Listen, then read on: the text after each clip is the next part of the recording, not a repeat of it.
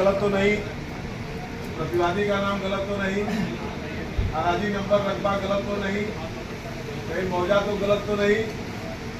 और इस प्रकार से करीब 10-15 लोगों के यहाँ से गुजरने के बाद कब हुआ दस्तावेज रजिस्ट्री ऑफिस में पेश होता है, जिसमें गलती होने की संभावना नहीं के बराबर होती थी और उसमें विक्रेता और क्रेता दोनों का हित सुरक्षित रहता था और वो पूरे दिन भर का प्रोजेक्ट हुआ करता था। अब स्थितियाँ बदली, कंप्यूटर आया, चलिए वहाँ तक ठीक है।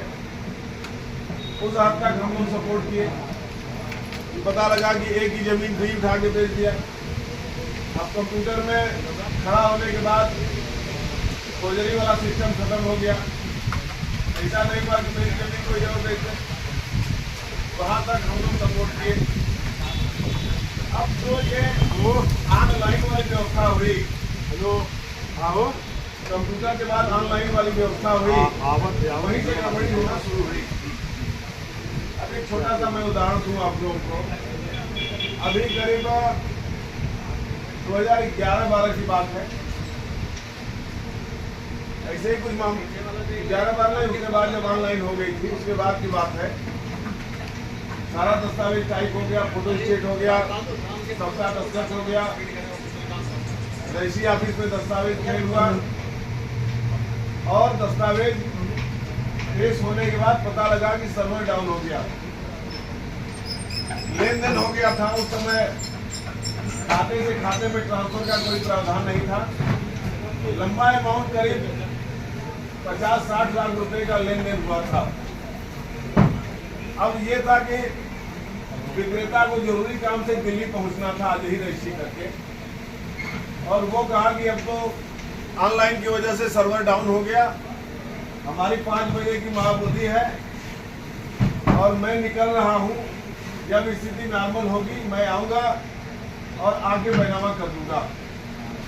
ये ऑनलाइन का जो दूरगामी परिणाम है, मैं उस पर 2 लाइन में समीक्षा कर दे रहा हूँ इस जनसभा के माध्यम से, देवता समाज के माध्यम से, कि वास्तव में हम लोगों का विरोध जनहित के अनुकूल है या जनहित के प्रतिकूल है। मित्रों, वो व्यक्ति दिल्ली गया और जाके मोबाइल स्विच ऑफ कर दिया। अब वो श्रीमान जी दस्तावेज लेके घूमते रहे। खरीदने वाला वकील साहब के यहाँ गया कि आपके उपस्थिति में हमने आपके कहने से 50-60 लाख रुपया खर्च किया। वो बेचने वाला भाग गया। रुपए की भरपाई या तो खुद करिए या तो करवाइए। अब वकील साहब बड़े बड़ा चक्कर में इधर उधर यहाँ वहाँ घूमते टहलते धीरे धीरे 10-15 दिन बीता। फिर घूम फिर के मामला आया मेरे पास। तो हमने कहा कि एक नियम का अपवाद है, आप रजिस्ट्री ऑफिस में रसीद कटवाइए। उस समय 10,000 की रसीद कटती थी जो अधिकतम थी। चूंकि ये कार्यालय है, न्यायालय नहीं है, इसलिए नोटिस निर्गत करने का अधिकार इनको नहीं है। पूर्व तहसीलदार विक्रेता को नोटिस भिजवाई गई, नहीं आया।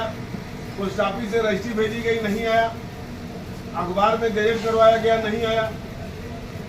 उसके बाद इन्होंने अपने पावर का प्रयोग करके 3 महीने का अतिरिक्त समय दिया, नहीं आया। फिर रजिस्ट्री ऑफिस से उप निबंधक कार्यालय महोदय के अधिकारी जो थे, वो विधिक परामर्श लेने के बाद निबंधन को अस्वीकार कर दिया।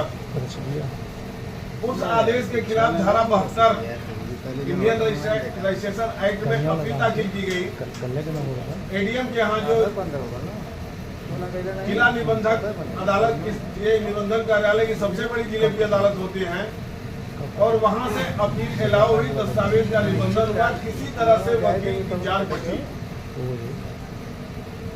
तो ये कब की बात थी? करीब 10-12 साल पहले की बात थी।